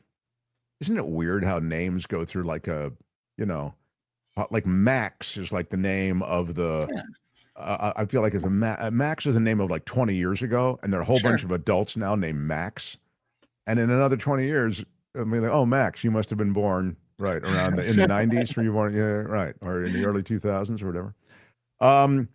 Will MAGA start living their faith, demonstrating it by how they live, like Erica, who forgave Tyler? They're talking about Erica Kirk, the widow of Charlie Kirk, who forgave Tyler, the shooter who killed her husband. Or will they be Christians in name only, like Trump, hating their enemies? Harry Magnan asked that with a $10 super chat. Of course, that is the, well, there is, Kimmel should channel Trump and double down big time. Go hard, Jimmy. What do they got to do? Fire you again? Says CC Ryder. I don't know. He's in such a tough spot. But if anybody can handle it, it's Jimmy Kimmel, So I've only got a couple of minutes left, and I really wanted to get to something I think it's really important. And it's tough because there are a few things going on. What we don't get to today, I will get to tomorrow. I think you have it under the H-1B. No, I want to get to that too, but I really wanted to touch on that that freedom of speech thing. I just see. Here's specifically what I mean. The new clamping down on the press and on media, it's a super scary thing. And it can't be countenanced by any part of this society or political culture. You even find Ted Cruz defending free speech and talking about how it's wrong to clamp down on free speech. Charlie Kirk was a free speech guy. But anyway, when we get to the press, the new restrictions on press freedoms within the world of reporting on the White House and government, they're insane. This is right out of an autocracy. The Pentagon now stepping up media restrictions, requiring approval before reporting. Even unclassified information will require Pentagon approval. They have asked journalists, and when I say asked, I mean they're going to require journalists to sign a pledge not to report on information that has not been authorized by the government. This is autocracy. It will require credentialed journalists, will the Pentagon, at the military headquarters there in Virginia, to sign a pledge to refrain from reporting information that has not been authorized for release, including unclassified information. Journalists who don't abide by this policy risk losing credentials that provide access to the Pentagon. It was a 17-page memorandum distributed Friday, and it steps up media restrictions imposed by this president's administration.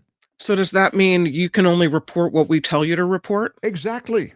Oh, yeah. Exactly. So you've become now an arm of the government, of the dictatorship. If the news about our military must first be approved by the government, then the public is no longer getting independent reporting. It's getting what officials want them to see. That's from the National Press Club president, Mike Balsamo. That should alarm every American. That's why I agree with him. I want to make sure we get into the show today. Hegseth says no more permission to roam the halls. Oh. He says, quote, the press does not run the Pentagon. The people do. The press is no longer allowed to roam the halls of a secure facility, wear a badge and follow the rules, or go home, he says. Dude, the press is the people. So when you say the press doesn't run the Pentagon, the people do, the press aren't asking to run the Pentagon. They're asking to report objectively on the Pentagon. How far he's come from the weekend news desk. He's an embarrassment. And speaking of embarrassments, you know, he's been part of them, right? So the Jeffrey Goldberg Atlantic thing where he was folded into that Signal messaging app where Pete Hegseth was discussing plans for upcoming military strikes in Yemen. I mean, Mike Waltz took the hit for that, right? They got rid of him over that. But then there was a leak about Elon Musk getting a briefing on the U.S. plans in case a war broke out with China. Remember? DOD was embarrassed by that leak. He suspended 2 Pentagon officials, Hegseth, as part of the investigation into how that news got out about the Musk briefing. So this is big time. This is absolutely big time. Pete Hegseth should resign. He's an embarrassment, but he's not going to because he's got that, you know, square-jawed, good on TV kind of thing that Donald Trump likes. But it's absolutely outrageous. And Trump himself saying that free speech is really illegal when it is too negative about him, Donald Trump. He reimagined the definition of free speech. He made these comments on Friday when we got off the air. He said that too much bad coverage about him is really illegal. Trump, when asked about Reuters' Jeff Mason in the Oval Office, he was asked by Reuters' Jeff Mason in the Oval Office. This is from HuffPo, I guess. If he sees a difference between cancel culture and consequence culture, he claimed to be a very strong person for free speech. That's a quote. Then he said that 94 to 97% of newscasts are against him. The stories are, they said, 97% bad. This is a quote. He went on, so they gave me 97. They'll take a great story and they'll make it bad. See, I think that's really illegal, personally. And he vowed to immediately stop all government censorship and bring back free speech to America in his inaugural address back in January, but obviously this flies in the face of that. Again, when somebody is given 97% of the stories that are bad about a person, that's no longer free speech. That's no longer anything. That's just cheating, he said. They continue to cheat. and they become really members of the Democratic National Committee. That's where they are. The networks, in my opinion, they're just offshoots of the Democratic National Committee. Just as an aside, the 97% bad publicity, I don't even know what that is. Those are just made up figures. Obviously, the whole story is made up. But that clamping down is real. And it's just begun. And this is a scary part of this president's reign on America and over government. And now, quickly, the annual fee for H-1B visas. It's going to be $100,000. This is for highly skilled foreign workers. And the administration is saying they want a $100,000 annual visa fee for highly skilled foreign workers. They also rolled out this $1 million gold card visa as a pathway to U.S. citizenship for wealthy individuals. If the moves survive the kind of legal scrutiny that they'll undergo, they will deliver a staggering price for working in this country. The visa fee for skilled workers would jump from, anybody know, $215 to $100,000. Wow. I mean, there are a ton of skilled workers in Silicon Valley. The AI world would be thrown on its side. We're going to talk about AI later in the week because there is a real issue. There are only so many of these people to go around. You know, there's not a limitless pipeline of skilled workers. And the idea that you can have a chilling effect on Silicon Valley and AI and these companies' ability to hire foreign workers, or these foreign workers' abilities to, you know, provide the money to work in this country, you're going to end up losing them to China. For starters, you'll just lose them to other markets. H-1B visas, which require at least a bachelor's degree, are meant for high-skilled jobs that tech companies find difficult to fill. It's a pipeline for overseas workers who are often willing to work for as little as $60,000 annually, well below the $100,000 plus salaries typically paid to U.S. technology workers. Trump saying that the tech industry will likely not oppose the move. Howard Lutnick said all big companies are on board. Representatives for the biggest tech companies, including Amazon, Apple, Google, and Meta, didn't comment. Lutnick did say that the change will likely result in far fewer H-1B visas than the 85,000 annual cap allows because it's just not economic anymore. And that's a quote.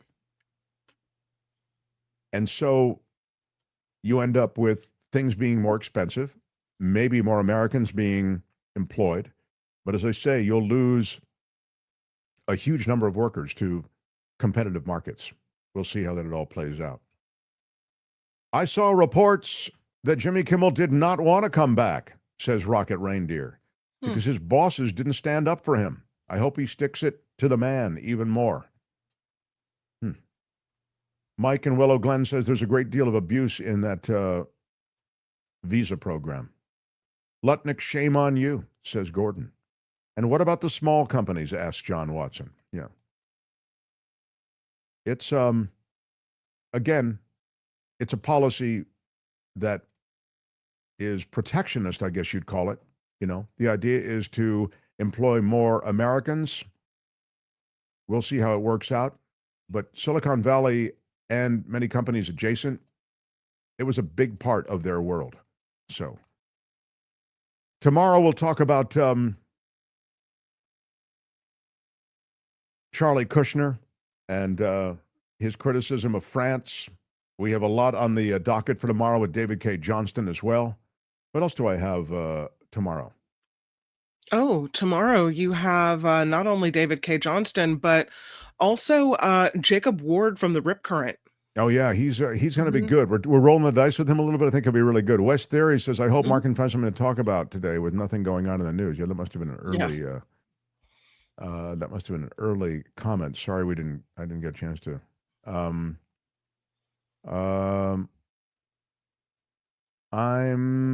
Karen says, my son is on the spectrum. This makes me extremely angry, this Tylenol thing. Yeah. The White House ballroom is being financed by Bribe, says Jim Nalgren. Well, there's a lot being financed by bribes these days. I mean, most days in Washington, there's bribery going on, but this is definitely, upping the ante. Looking forward to seeing Green Day headline the Ohana Festival Sunday. Don't think our East Bay boys will let up on Trump and pals. Yeah, that's Hashtag true. Bay Area Pride. That's from Luis. Right on. Well, just got here before I realized it was here at the end of the show. I don't know. Are you not ready to go? I'm not. I mean, I don't know. I wasn't ready to start, and I'm not ready to go. So I guess that's just one of those days. Appreciate everybody who helps and shares the show. Maybe share the conversation with Dietrich or with Andy Fraknoi. You can find links to Andrew Fraknoi's work, his coursework, signing up, his books, everything. Tony will put them in the descriptions on YouTube, and they'll likely make it over in the description. If it's there, it'll likely make it over into the podcast world if you're listening on Apple Podcasts, on Google Podcasts, on Spotify, or on iHeart Radio. Tomorrow, the great David K. Johnston and who again? From the Rip Current is Jacob Ward. I'm Shadow Jacob Ward, for the yeah. Mark Thompson Show. I call him Jake. Bye-bye. All right, that is a bye-bye. Thanks, everybody. Out of time. Bye-bye. Thanks, Tony. Thanks, Kim. Bye-bye.